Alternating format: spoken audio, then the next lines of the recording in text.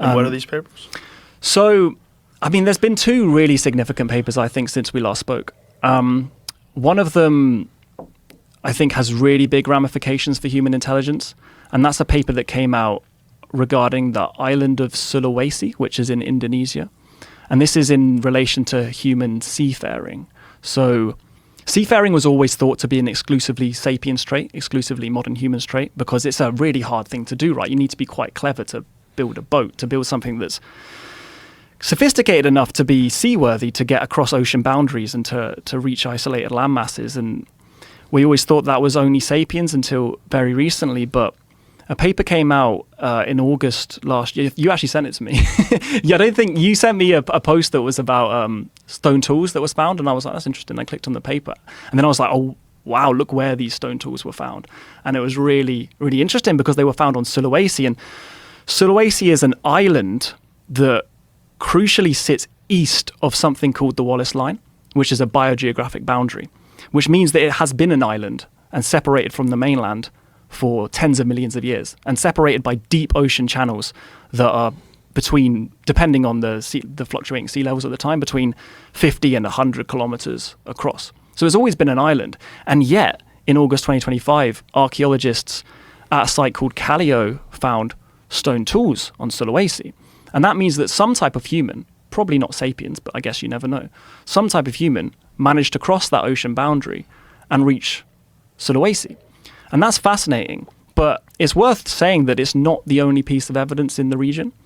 There's also a decade or so ago, we found stone tools on Flores, which is just below Sulawesi. It's another island, and crucially, again, east of the Wallace Line. So again, you have to cross an ocean boundary to get to Flores, and they found stone tools there that are 1.02 million years old. And I didn't even say the Sulawesi tools are 1.04 to 1.4 million years old. So over 1 million years ago, some type of human was crossing ocean boundaries to get to these islands. And there's also Luzon, which is just above Sulawesi, same region. And they found stone tools there which are 700,000 years old. Now, the theory always was that this was an accident.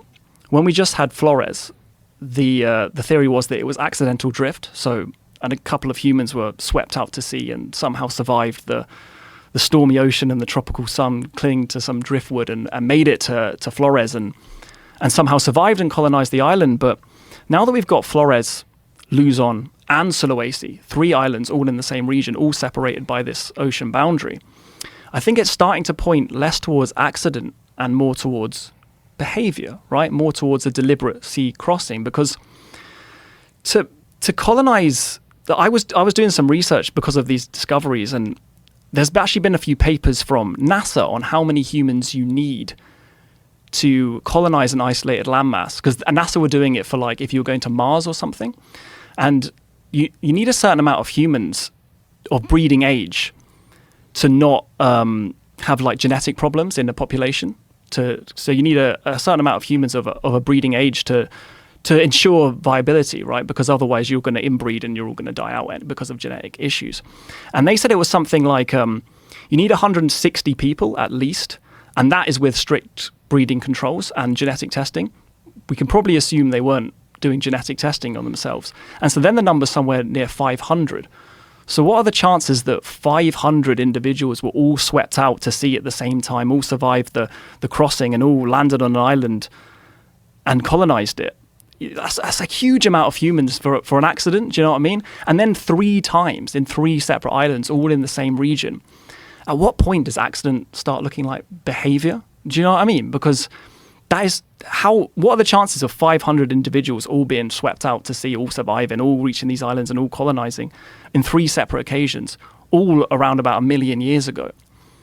I think good. It's not a high chance, is it? And I think if we apply Occam's razor to it, which is, the simplest explanation wins, I think the simplest explanation is that these humans were intelligent enough to build boats, right? Right. And that is a controversial opinion. That's not accepted. It's accepted that the humans reached these islands. That's not controversial. Humans were on these islands 1 million years ago, 700K. And it's just not accepted that it was intentional. Yeah, it's not accepted that they built boats. Well, that seems silly. But I think it doesn't make any sense. Yeah, if it's not 500 of them make it over by floating and surviving. Yeah. What? Exactly. all at the same time. Exactly. And this is what I mean about taking data points from different kind of science. So Yeah. because I'm looking into what NASA is saying about humans colonizing somewhere, and I'm saying, well, look, 500 people or more than 500 people of breeding age as well, not just people, Right. all reaching an island on 3 separate occasions, all in the same region.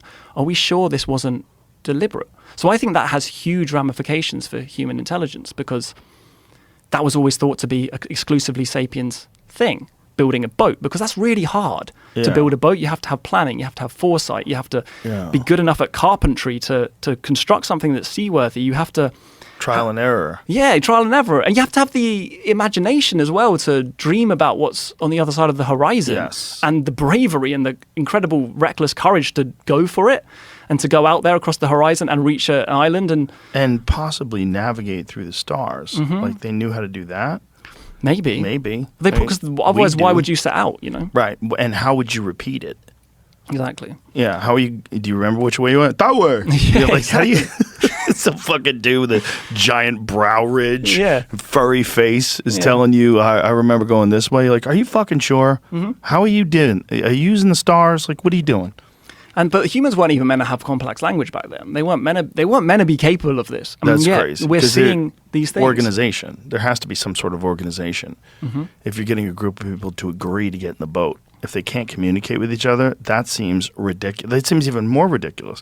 Because let's say at the minimum of 50 kilometers, how long does it take you to row 50 kilometers? Seems like it would be days. It would be tough, wouldn't it? Be And in days. an ocean as well. Yeah, it's right. tough. If you even survive, how long is it going to take before you get across? I mean, maybe they figured out when the stormy season was and they time it for when it's not so stormy.